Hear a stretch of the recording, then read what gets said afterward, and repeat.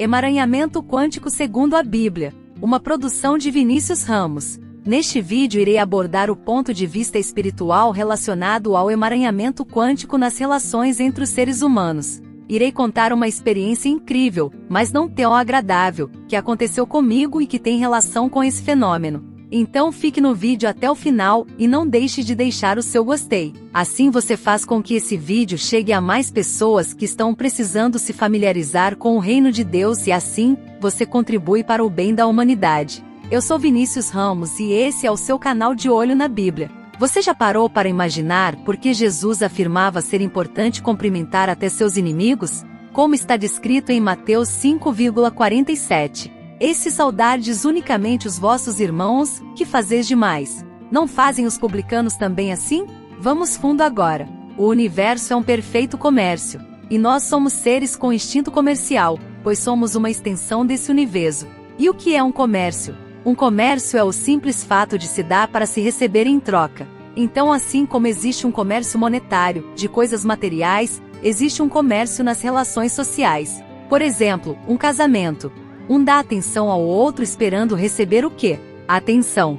Se está tendo atenção só da parte de um, e o outro não devolve a mesma atenção, o que está sendo atencioso fica insatisfeito e se chateia, porque só ele está se doando, e não havendo mais resposta da outra parte, esse relacionamento se acaba. Por quê? Porque não há mais troca entre os dois, e então se retiram um do outro, e o que mais acontece é aquele que muito se doou e não teve retorno, sair do relacionamento dizendo, se você não dá certo comigo, não vai dar com mais ninguém. E isso muitas vezes acontece com a outra pessoa. A pessoa que se doou e não teve o devido retorno, fica ressentida de que a outra pessoa está devendo a ela, então fala isso. E a maldição pega. É impressionante como pega. Às vezes a pessoa nem fala nada, apenas gera aquela sentença em seu coração e acontece. Este é o comércio do universo, onde as pessoas querem reconhecimento, e se não a damos elas nos cobram justiça diante do universo, em outros casos, às vezes com sutis sentimentos de inveja.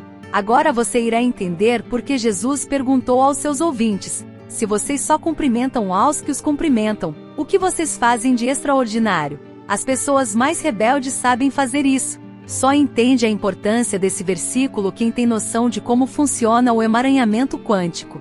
Conceito este em que uma pessoa pode influenciar a vida de outra pessoa com suas emoções. E neste caso corre o maior risco de ser afetada por emoções negativas dos outros, uma pessoa que está se destacando na vida, ou seja, a pessoa que está se dando bem na vida. Quem lê Mateus 5,47, pensa que Jesus falou aquilo apenas para divertir os fiéis de que fossem educados com todos, tanto amigos como inimigos. Sim, foi por isso também, mas a partir de uma ótica com base no conceito de emaranhamento quântico. Entende-se que Jesus ensinou para termos este cuidado, como uma forma de nos autoproteger da influência emocional dos invejosos. Pois se você não sabe, mais são os que torcem pelo seu fracasso que aqueles que torcem pelo seu sucesso. Cumprimentar todas as pessoas, inclusive os invejosos, vai aplacar a sutil inveja deles contra você, dependendo também da forma como se cumprimenta.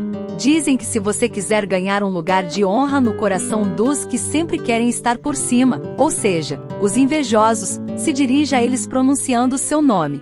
Este tipo de pessoa ama ouvir os outros pronunciarem o seu nome. Uma das coisas mais doces que essa pessoa acha é ouvir os outros pronunciarem o seu nome. E sem dúvida esta é uma moeda de grande valor no universo das negociações sociais. É como se fosse um pedágio que você está pagando para passar em um posto de cobrança de uma rodovia. A maioria esquece de pagar esta taxa no universo. Ou seria, ao universo. Talvez você está pensando, mas eu não devo nada a ninguém, eu posso falar com quem eu quiser. Agora eu te pergunto, mas será que é assim que o universo considera esta questão? Não, não é. Jesus nos mostra nos relatos bíblicos como, por exemplo, em Mateus capítulo 25, ali ele reclama de algumas atitudes que deixamos de fazer com as pessoas. Algumas delas julgamos até desnecessárias. Mas ele fala que devemos essas ações às pessoas. E que, uma vez tendo-as feito ou deixado de fazê-las, foi a ele que fizemos ou deixamos de fazer. Mateus 25:36, Jesus disse: Adoeci, e visitastes-me, estive na prisão, e fostes ver-me. Verso 39. E os que ouviram isto perguntaram: quando te vimos enfermo ou na prisão e fomos ver-te? E, respondendo o rei, lhes dirá: em verdade vos digo que, quando fizestes a um destes meus pequeninos irmãos, a mim o fizestes. Jesus está nas pessoas, requerendo ou pelo menos esperando receber de nós estas devidas ações. Se você até agora não havia entendido, porque quando vieram perguntar a Jesus se era lícito pagar tributo a César, Jesus disse: mostrai-me a moeda do tributo. E mostraram-lhe. Ele então perguntou: de quem é esta efígie e inscrição? E responderam: de César. Ao que Jesus replicou: pois deem a César o que é de César, mas também deem a Deus o que é de Deus. Agora você compreende por que Jesus falou isto? Atos dos Apóstolos 17, 28. Porque nele vivemos, nos movemos e existimos. Quando fazemos algo bom ou ruim, ou nos omitimos a fazer as simples ações que citei agora há pouco, como simplesmente visitar uma pessoa que está doente ou enferma, Jesus leva em consideração, e considera que é a ele que você está fazendo isto. Porque quem compreendeu a mente do Senhor? Ou quem foi seu conselheiro? E quem deu primeiro ao Senhor, para cobrar algo dele? Porque dele, por ele e para ele é tudo e todos. Romanos 11, de 34 a 36. É impressionante como as pessoas esperam de nós a nossa atenção, uma saudação dizendo bom dia, cumprimentá-las, visitá-las em suas tribulações. Isso parece insignificante para você? Pois para os que te olham isto tem muita importância. Em uma ocasião eu cheguei pela manhã ao pé de um balcão, em uma venda, ali estava uma senhora junto ao balcão a ser atendida pelo vendedor. Eu me esqueci de cumprimentá-la. É que naquele instante eu estava concentrado em meus pensamentos sobre os afazeres que me aguardavam ao sair dali. Vendo ela que eu não a dava atenção, me cobrou dizendo: já me viste hoje, Vinícius? E eu todo sem jeito respondi: oi, eu estava aqui pensando nos problemas. E só então cumprimentei ela dizendo: bom dia. Eu saí dali impressionado sobre como é importante cumprimentar as pessoas, isso desperta nelas um senso de agradabilidade para conosco. Nós somos seres energéticos e a energia que nós produzimos é responsável por nos colocar em estados existenciais agradáveis ou desagradáveis. E a energia emitida por nós pode afetar uma pessoa em quem colocamos os nossos pensamentos. Do mesmo jeito, nosso campo energético e emocional pode ser manipulado pelas energias produzidas a partir das intenções que as pessoas vibram ao nosso respeito. E é disto que precisamos nos proteger, porque são mais os que se alegram com o nosso fracasso do que os que se alegram com o nosso sucesso. Se você deixa de cumprimentar alguém, ela se sente desprezada porque não está sendo notada.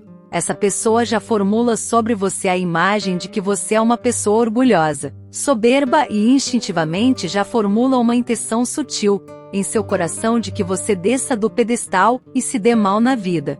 Se é assim, então é melhor evitar tratar uma pessoa mal. Ela poderá cobrar caro por isso. Jesus, o Rei Universal, expôs esta grande verdade a um homem chamado Saulo de Tarso, quando lhe apareceu no caminho indo para Damasco. Jesus falou: Saulo, Saulo, por que me persegues? Mas Saulo de Tarso estava no encalço da igreja, para destruir, e não de Jesus. Mas Jesus disse que era diretamente contra ele que Saulo estava se opondo, e a paga que Saulo receberia por tal ação era. Conta o episódio que depois daquele contato com Jesus, Saulo ficou cego por 3 dias até que Jesus disse a um homem chamado Ananias que fosse até Saulo, e lhe impusesse as mãos para que tornasse a enxergar. Ao que Ananias relutou em fazer e disse a Jesus: como posso fazer isto, Senhor? Aquele homem é um perseguidor da sua igreja.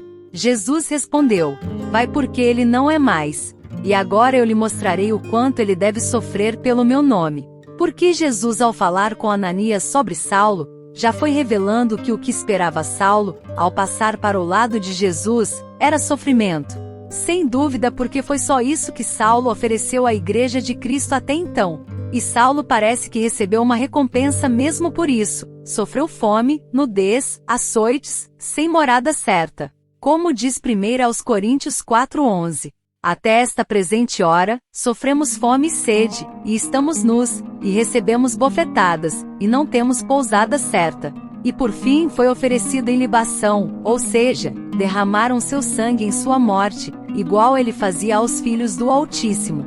Isto está descrito em 2 Timóteo 4,6. Porque eu já estou sendo oferecido por aspersão de sacrifício, e o tempo da minha partida está próximo. Esta é a lei da semeadura, a qual todos estão sujeitos. Em um outro episódio, Jesus disse a Pedro, quando ele golpeou a orelha de um dos homens que vieram para prender Jesus, ele queria defender Jesus. Mas Jesus lhe advertiu dizendo: Pedro, embainha a tua espada, porque quem fere a espada pela espada será ferido. E o que significa isto?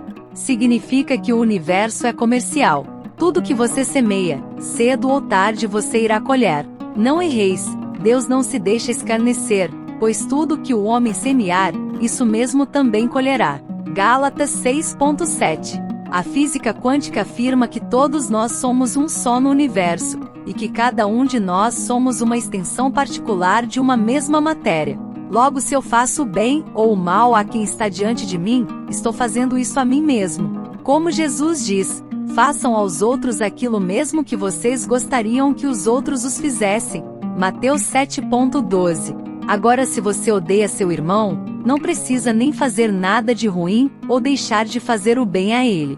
Simplesmente a intenção do seu coração fará isso. O que odeia seu próximo é homicida. 1 de João 3,15.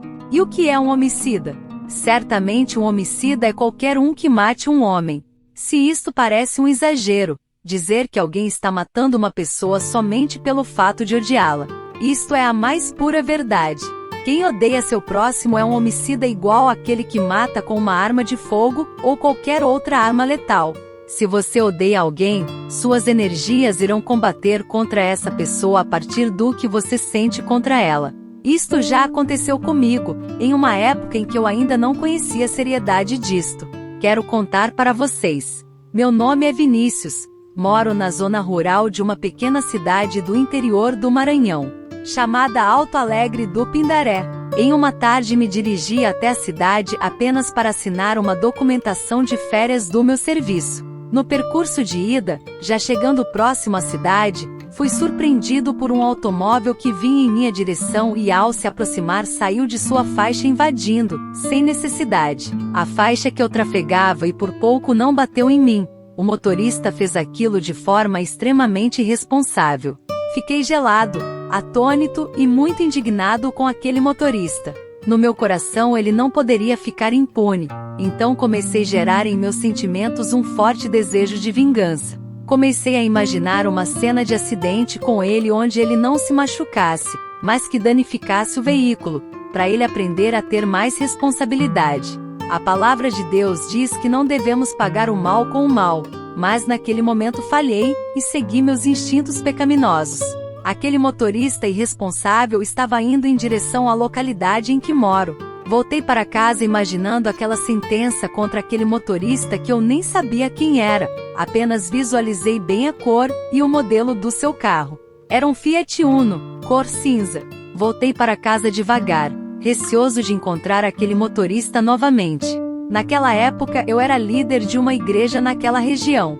Naquele dia compreendi a seriedade do que está escrito na primeira epístola de João 3,15. O que odeia seu semelhante é homicida. Agora, já de volta à minha localidade, na estrada, vejo várias pessoas correndo para um só ponto da estrada. Fiquei curioso para saber do que se tratava aquele alvoroço, e disse a um amigo que estava comigo: vamos lá ver o que está acontecendo.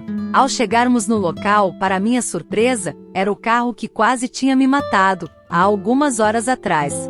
Ele estava fora da estrada, com as 4 rodas para cima e todo amassado. Já tinham retirado de dentro o motorista e seu companheiro. Disseram que os tinham levado para o hospital. Eu fiquei impressionado. Muitas pessoas diante de o fato desse teria dito que foi a mão de Deus fazendo justiça. No entanto, as Escrituras nos mostram que podemos alterar o curso de vida das outras pessoas a partir do que sentimos. Sabendo dessa possibilidade, precisamos procurar nos proteger da maldade escondida no coração das pessoas. Jesus ensinou a tratarmos todas as pessoas de forma respeitosa e honrosa. Isto vai fazer com que fiquemos livres para progredirmos no curso desta vida. Por Vinícius Ramos.